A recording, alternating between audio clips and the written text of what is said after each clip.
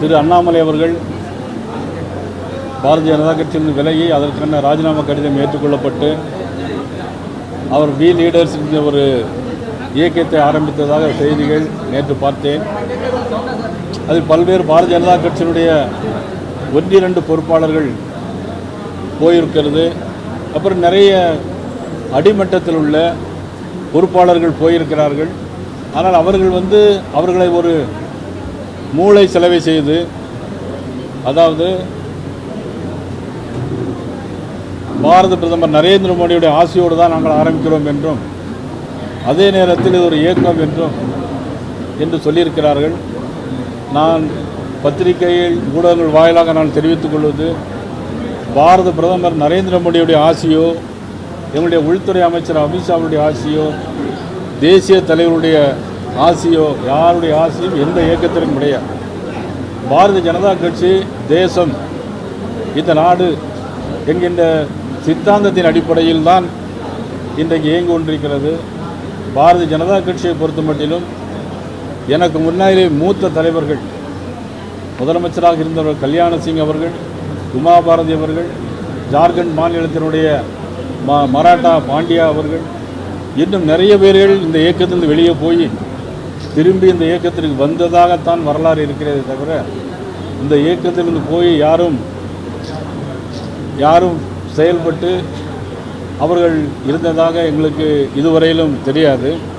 பாரதிய ஜனதா கட்சியுடைய தொண்டர்களுக்கு எனது அன்பான வேண்டுகோள், யாரும் யாரையும் நம்பி நீங்கள் போக வேண்டிய அவசியம் இல்லை. யாருடைய ஆசீர்வாதமும் நிச்சயமாக எந்த இயக்கத்திற்கும் கிடையாது. இயக்கத்தில் இருப்பவர்கள் இது பாரதிய ஜனதா கட்சியுடைய தொண்டர்களாக நிச்சயமாக இருக்க முடியாது. பாரதிய ஜனதா கட்சியில் உள்ள இருப்பவர்கள் மட்டுமே இங்கே இருக்க முடியும். வேறு எந்த ஜாதி அமைப்புகளிலோ வேறு எந்த அமைப்புகளிலோ இருக்க முடியாது. ஆகவே யாரும் இதை நம்பி போக வேண்டாம் என்று நான் அன்போடு கேட்டுக்கொள்கிறேன்.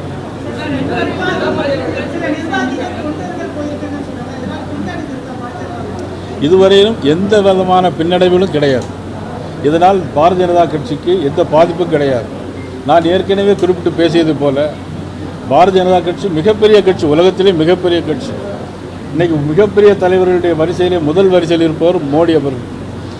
பாரத மோடி அவருடைய வழியிலே தான் இன்றைக்கி தமிழக பாரதிய ஜனதா கட்சியும் இந்திய பாரதிய ஜனதா கட்சியும் இயங்கிக் கொண்டிருக்கிறது.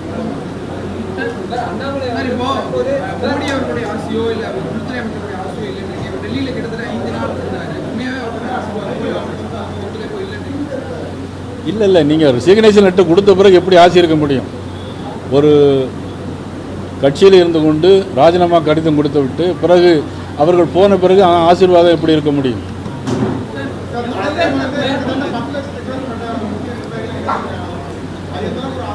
இல்லை, எனக்கு அதை பற்றி ஒன்றும் தெரியாது. நான் கணக்கெடுத்து பார்க்கல. எனக்கு அந்த மாநில தலைவராக உங்களுடைய கடைநிலையிலிருந்து உயர்நிலை நிர்வாகிகளுக்கு என்ன சார் சொல்ல விரும்புறீங்க? இந்த மாதிரியான சூழ்நிலையை எப்படி கையாளணும், என்ன சொல்ல விரும்புறீங்க? அதாவது எங்களுடைய கடைநிலை கிளை தலைவர் முதல் மாநில நிர்வாகிகள் வரையில் நான் வேண்டுகோள் வைப்பது, யாரும் எதையும் நம்பி ஏமாந்து இது இயக்கம் பாரதிய ஜனதா கட்சியிலும் இருந்து கொள்ளலாம், இந்த இயக்கத்திலும் இருந்து கொள்ளலாம் என்கின்ற எண்ணம் யாருக்கும் வேண்டாம். அதை தவிர்த்து நம்முடைய கொள்கையின் அடிப்படையில் பாரதிய ஜனதா கட்சியில் மட்டுமே உறுப்பினராக இருந்து செயல்பட முடியும் என்பதை என்னுடைய அனைத்து தலைவர்களுக்கும் எங்களுடைய கிளை கழகத்துடைய பொறுப்பாளர்களுக்கும் என்னுடைய வேண்டுகோளாக வைக்கிறேன்.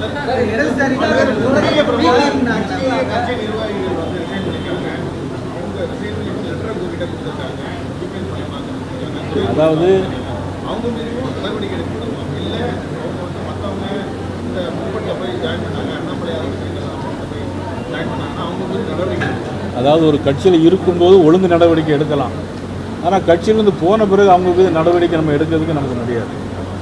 பிளே ஸ்டோர் மற்றும் ஆப் ஸ்டோரில் இருந்து பாலிமர் செயலியை QR கோடு மூலம் பதிவிறக்கம் செய்யுங்கள். செய்திகளை உடனுக்குடன் பெறுங்கள்.